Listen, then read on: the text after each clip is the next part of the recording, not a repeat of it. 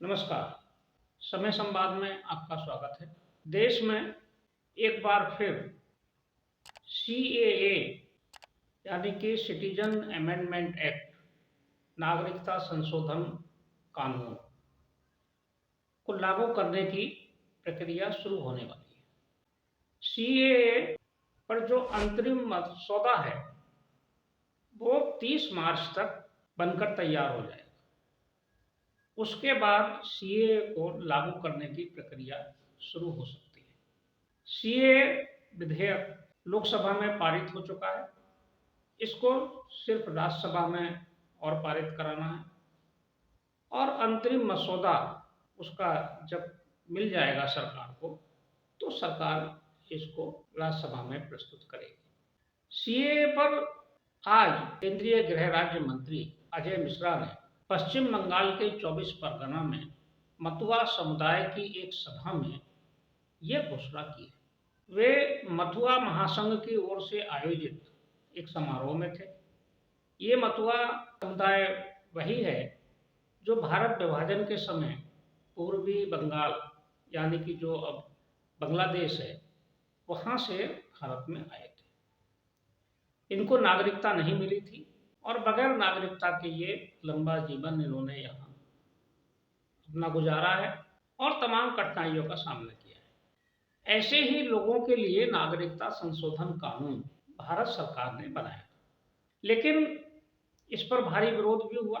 एक बड़ा आंदोलन दिल्ली में हुआ जिसे हम शाहीन बाग आंदोलन के नाम से भी जानते हैं। ये आंदोलन दिसंबर 2019 से और 24 मार्च 2020 तक चला और 24 मार्च 2020 को भी ये जो स्थगित हुआ आंदोलन या खत्म हुआ वो कोरोना के प्रतिबंधों के कारण। हालांकि जो लोग आंदोलन कर रहे थे उनसे इसका कोई मतलब नहीं है और ना ही वो प्रभावित होते हैं, लेकिन विरोध करना था तो उन्होंने विरोध किया। अब सरकार एक बार फिर सीएए को लागू करने के लिए कमर कसने वाली है। इसका संकेत गृह राज्य मंत्री के बयान से मिल गया है। गृह राज्य मंत्री ने साफ कहा है कि सीएए को लागू करने की प्रक्रिया मार्च के बाद शुरू की जाएगी और 30 मार्च तक उनको मसौदा मिल जाने की उम्मीद है। सीएए कानून उन लोगों के लिए है जो 31 दिसंबर 2000 पहले से पाकिस्तान, अफगानिस्तान और बांग्लादेश से भारत में आए थे लेकिन उनको नागरिकता नहीं मिली थी। लेकिन ये जो लोग भारत में आए थे वे केवल हिंदू, सिख, बौद्ध, जैन, पारसी और ईसाई समुदाय से ही जुड़े हुए हों तब उनको ये नागरिकता मिलेगी। जो लोग इस अवधि से पहले भारत में आ गए थे उनको नागरिकता प्रदान करने का प्रावधान सीएए में है। अन्य कोई इसका लाभ नहीं उठा सकता। जैसे अगर कोई दूसरे किसी धर्म का व्यक्ति अगर आया है भारत में तो उस पर ये लागू नहीं, केवल इन धर्मों पर ही लागू होगा। लेकिन यहाँ एक धर्म विशेष के लोगों ने, समुदाय के लोगों ने इस कानून का विरोध किया, जबकि उनकी नागरिकता पर इससे कोई फर्क नहीं पड़ने वाला। नागरिकता उन लोगों को मिलने वाली थी या मिलने वाली है इस कानून के अंतर्गत जो भारत विभाजन के कारण प्रभावित हुए, जिन पर अत्याचार हुए विभाजन के बाद, जो पाकिस्तान में, अफगानिस्तान में और बांग्लादेश में रहे, ऐसे हिंदू, सिख, जैन, पारसी, बौद्ध और ईसाई भी, उन पर जो अत्याचार हुए तो सरकार ने उनके प्रति सहानुभूतिपूर्वक निर्णय लिया कि वो लोग विस्थापित के रूप में भारत में जीवन यापन कर रहे थे या आ गए थे तो उन्हें विधिवत नागरिकता प्रदान कर दी जाए। अब ये जब लागू होगा या उसकी प्रक्रिया शुरू होगी तो हो सकता है कुछ लोग फिर इसके विरोध में सामने आए, लेकिन सरकार एक बार फिर दृढ़ इच्छा शक्ति दिखाएगी ऐसी उम्मीद है। जैसे कि धारा 370 हटाने में दिखाई गई, उसी तरह की इच्छा शक्ति से सीएए कानून लागू होगा और लागू होना भी चाहिए, क्योंकि देश का जब विभाजन हुआ, भारत को स्वतंत्रता मिली तो विभाजन का दंश झेलना पड़ा।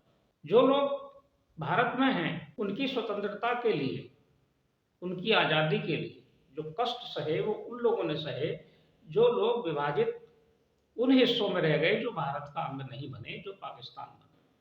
वहाँ उन्होंने अत्याचार सहे। एक तरह से आज़ादी की कीमत उन लोगों ने चुकाई। उनके घर, ज़मीन, मकान सब कब्जा कर लिए गए। उनको वहाँ से छोड़ कर आना पड़ा। अत्याचार हुए, महिलाओं पर हुए, हत्याएँ हुई। 10 लाख हिंदुओं का संहार हुआ था भारत पाकिस्तान के विभाजन के समय। ऐसे लोग जो भारत में आ गए और नागरिकता से वंचित रह गए थे, उन लोगों को नागरिकता देना भारत का कर्तव्य है, भारत के नागरिकों का कर्तव्य है और हर नागरिक का कर्तव्य है। इसमें सबको साथ देना चाहिए, क्योंकि हमारी आज़ादी के लिए त्याग उन लोगों ने किया। लेकिन यहाँ एक मानसिकता है जो हर बात का विरोध करते हैं, और वे लोग जो धार्मिक आधार पर विभाजन हुआ और भारत में ही रहे एक बड़ी संख्या में, उन लोगों ने इस कानून का विरोध किया, जबकि उन पर इसका कोई असर नहीं है। इनसे वो कहीं भी प्रभावित नहीं होते, ना उनकी नागरिकता प्रभावित होती है, ना उनके अधिकार कम होते हैं, लेकिन उन्होंने विरोध किया। और इस विरोध को कुछ खास विचारधारा के लोग, खासकर वामपंथी विचारधारा के लोगों ने शाहीन बाग के आंदोलन को समर्थन किया। कई शिक्षण संस्थाओं के छात्रों ने साथ दिया, कई राजनीतिक दलों ने साथ दिया, बगैर ये सोचे समझे कि ये कानून किसके हित में है और किस लिए लाया गया। लेकिन उस पर कुछ आपत्तियां आई और सर्वोच्च न्यायालय में ये मामला गया, तो ये प्रक्रिया रुक गई। अभी 6 दिसंबर को फिर सीएए कानून पर सर्वोच्च न्यायालय में सुनवाई होनी है। हो सकता है सर्वोच्च न्यायालय से भी जल्दी स्थिति स्पष्ट हो जाएगी और जो मसौदा प्रारूप है ये भी 30 मार्च तक सरकार को मिल जाए। उसके बाद सरकार फिर कमर कस के फिर एक बार इस कानून को लागू करने का निर्णय लेगी और इस बार संभवतः ये कानून देश में लागू हो जाएगा। एक बहुत बड़ी आबादी है जो नागरिक अधिकारों से वंचित है, जो भारत में जीवन यापन कर रहे हैं 70 साल से, लेकिन नागरिकता से वंचित है। ऐसे समुदायों को इसका लाभ मिलेगा और इसका विरोध नहीं करना चाहिए। किसी भी धर्म या समुदाय के लोगों को नहीं करना चाहिए।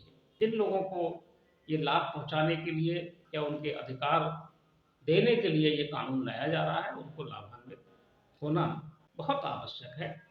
और ये एक स्वाभाविक न्याय का एक ज्वलंत और उदाहरण भी होगा कि भारत ने अपने उन नागरिकों के लिए या उन समुदायों के लिए, उन लोगों के लिए जिन्होंने हमारे लिए कष्ट सहे, बलिदान सहे, उनको सम्मान दिया, उनको नागरिकता प्रदान की। समय संवाद में आज बस इतना ही। कल फिर मिलेंगे किसी एक खास विषय के साथ। तब तक के लिए मैं सर्वेश कुमार सिंह आपसे विदा लेता हूँ। नमस्कार।